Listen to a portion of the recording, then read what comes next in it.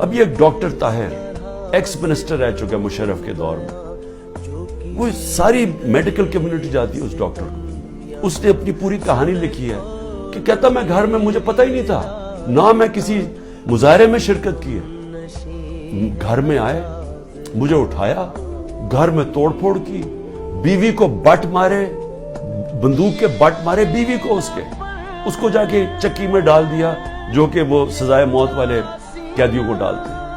वो अब उसके 2 मरीज थे, एक मिर्गी की मरीज थी, एक उसको स्ट्रोक हो चुकी थी। वो डॉक्टर था, 10 दिन उसको वहां बंद कर दिया। यानी कोई इसमें, यानी ऐसे कोई हैवानों के ऑर्डर्स दिए हुए हैं कि जो मिले उसको पकड़ के ये जुल्म शुरू कर दो उसके ऊपर।